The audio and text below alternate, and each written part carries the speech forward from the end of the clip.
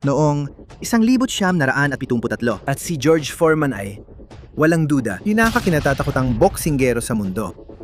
Grabe ito, handa na siyang bumagsak at heto na siya, papunta sa... Tinalo niya ang mga malalakas na kalaban at naka-knockout agad sa ilang segundo. Pinakot niya ang mga kalaban kahit bago pa tumunog ang kampana. Nagpakitang gila siya hanggang maging nangungunang humahamon.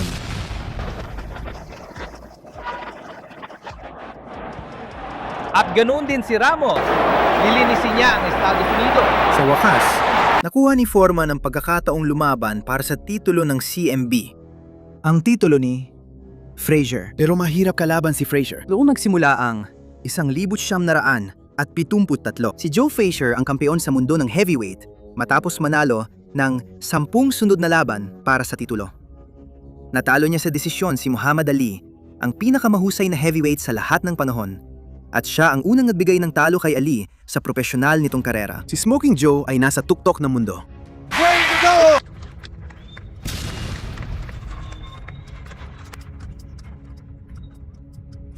Mula nang talunin niya si Ali 2 taon nang nakalipas. Bumagal si Frazier at hindi na humarap sa top caliber na kalaban at nilimitahan ang sarili sa 2 laban lang kontra medyo mahihinang kalaban. Gaya ni Terry Daniels at Ron Stander. Gayunpaman, si Frazier pa rin ang paborito laban kay Foreman habil sa kanyang kondisyon at reputasyon. Pero pagdating sa laban na ito, si George Foreman ay hindi pa natatalo. Meron siyang walang kapintasang record na 37 panalo. 24 dito ay sa pamamagitan ng knockout. May isang lupain! Kaya si Rodriguez. Masyado siyang pumapasok para sa gusto ni Dundee.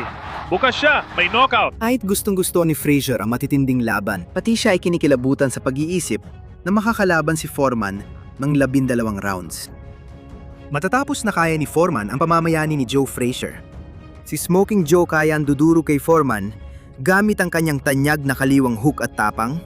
Alamin natin. Matapos ang mga linggo ng pananabik, dumating na rin sa wakas ang gabi ng laban noong ika-22 ng Enero, 1973 sa Kingston, Jamaica. Parehong handang wasakin ng isa't isa ang 2 boksingero na naging bahagi ng isa sa mga pinakatanyag na laban sa kasaysayan ng boxing. Susundin natin ang Jamaican Boxing Board of Control Rules. Tinanggal na ang ilang regulasyon. Maghiwalay lang sa utos ko. Magkamayan at simulan ang laban. Noong sandaling yon, inamin ni Foreman makalipas ang ilang taon na ipinagdasal niyang hindi mapansin ni Frazier ang panginginig ng kanyang mga binti sa takot. Hindi dahil sa takot na matalo, dahil sa takot sa lalaking nasa kabila ng ring na tinalo na ang pinakamahusay na boksingero. Tumunog ang kampana kaya nawala ang takot. Frazier. Frazier ang nakaputing short. Si Foreman naman.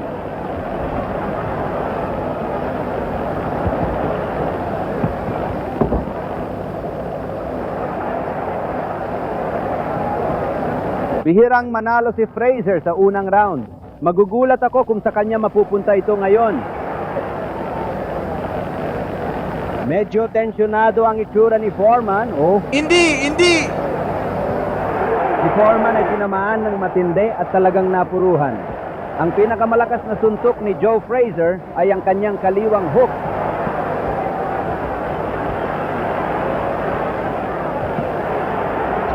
Mukhang hindi ginagamit ni Foreman ang jab para pigilan si Frazier.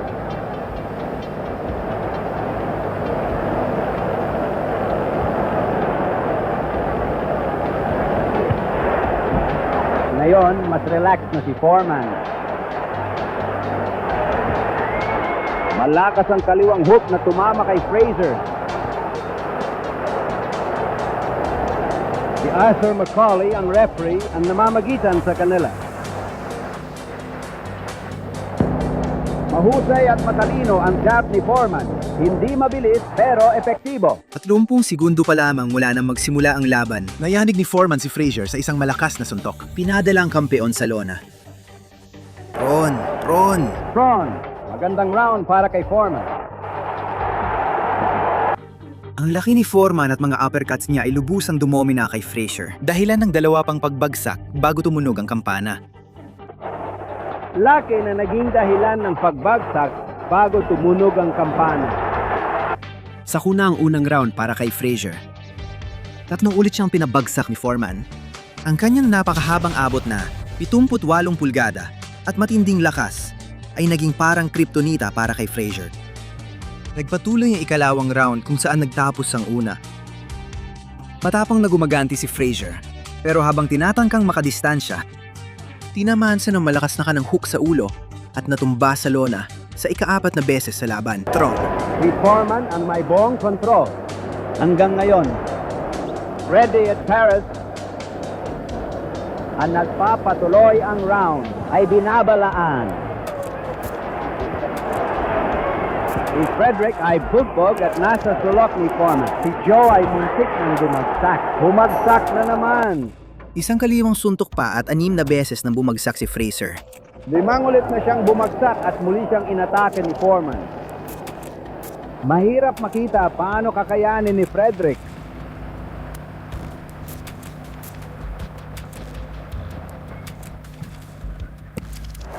Anim na beses na akong bumagsak. Pagkatapos ng ika-6 na pagbagsak, nangimasok ang referee para itigil ang laban at protektahan si Frazier sa higit pang parusa.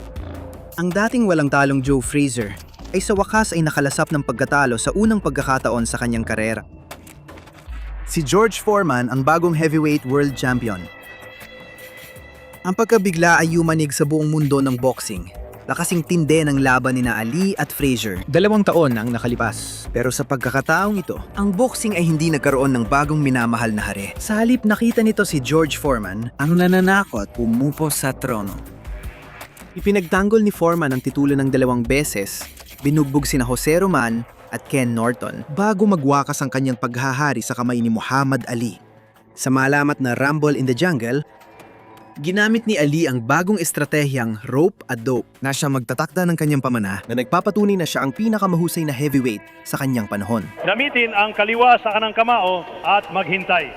Ani rifle sa nari, baikot sa pito.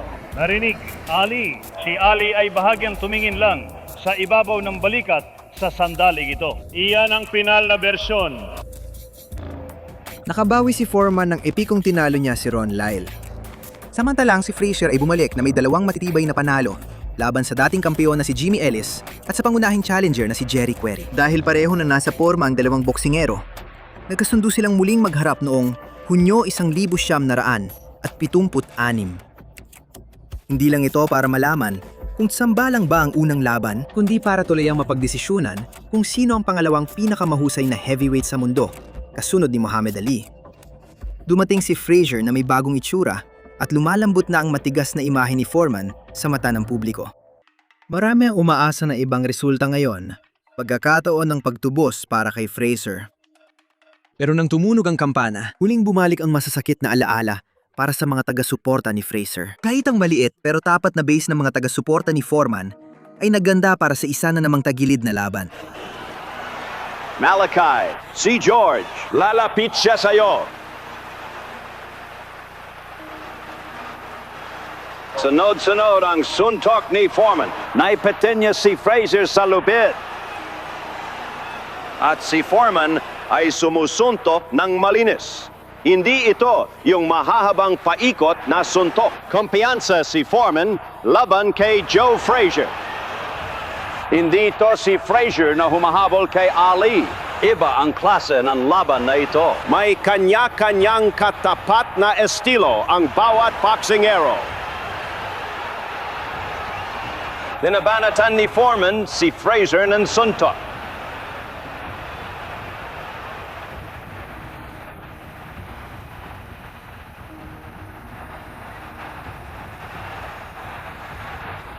Desperado.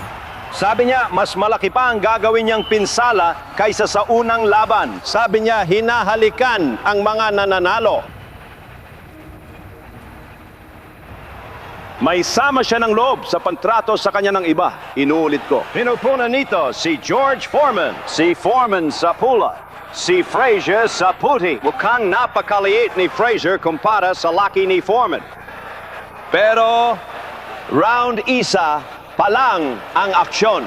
At sa unang pagkakataon, 3 beses bumagsak si Frazier. Frazier, sumiyaw, yumuko, umiwas. Hinahaman si Foreman. Hindi tulad ng kanyang unang laban, kung saan agad siyang tinalo ni Foreman. Napakadepensibo ang estratehiya ni Frazier sa simula ng laban. Piniputailan panatilihin ang distansya at iwasan ang suntok para makatipid ng enerhiya. Foreman!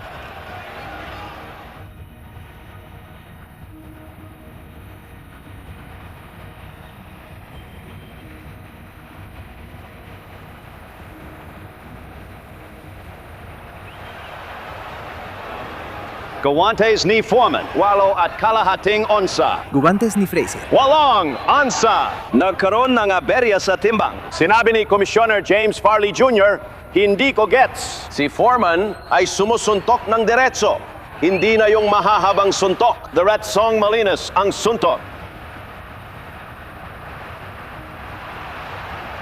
Si Foreman na ipapasok ang kaliwa niya. Lubos na may malay.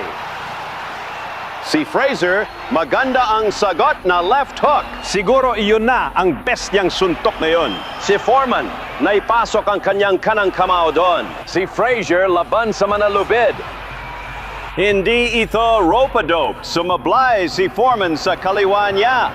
Kaya nasa gitna ng ring ngayon. Ginamit niya ng husto ang mga lubid sa ikalawang round. Di tumama ang kanang kamao ni Foreman. Mas agresibo si Joe sa round na ito. Pansinin agad yan. Tinulak siya ni Foreman at nagkaroon pa sila ng alitan bago ang laban. Sa unang laban, malinaw na nilamangan ni George si Joe. Magandang kanang suntok mula kay Foreman. Maganda na naman, nasaktan si Frazier. Nadal si Frazier ng kanang suntok tapos kaliwa.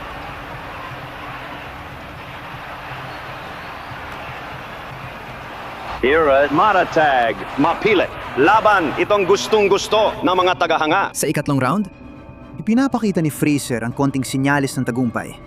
Nakakatama ng ilang jab at kaliwang hook. Ginamit ni Foreman ang laki niya para umatras si Frazier bago magpakawala ng sunod-sunod na walang tigil na suntok sa ulo at katawan.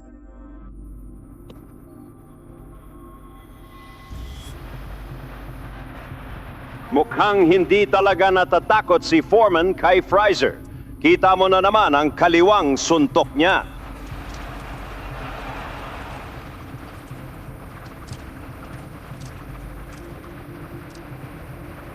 Mag-ingat.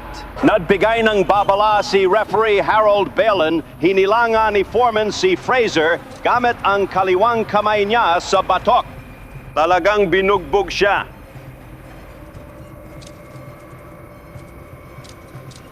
Malapit na tayo matapos sa third round.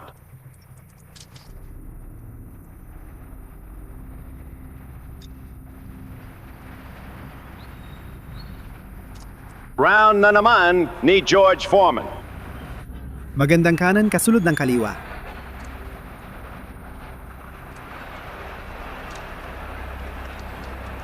Alam mo kung gaano kahalaga ang laban na ito kay Joe Frazier. Pangarap niya ang ika-4 na laban ni Frazier at Ali. Hindi siya natigatig noon. Nadulas lang yon. Huwag kang magpalinlang.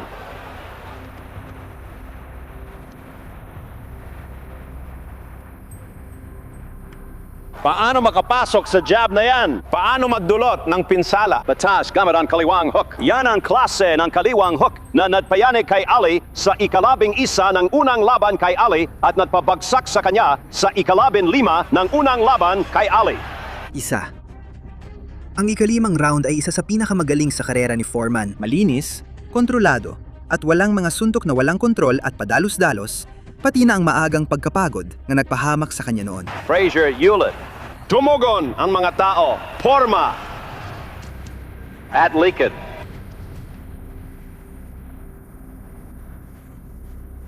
Wala pang 1 minutong natitira gaya ng nakikita ninyo sa ika-4 na round. Walang tigil na aksyon.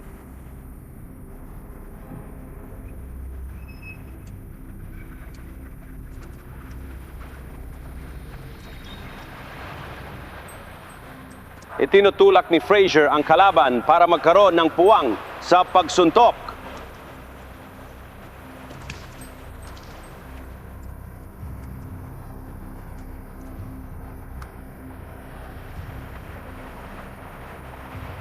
Malapit na matapos ang ika-4 na round, wala pang knockdown.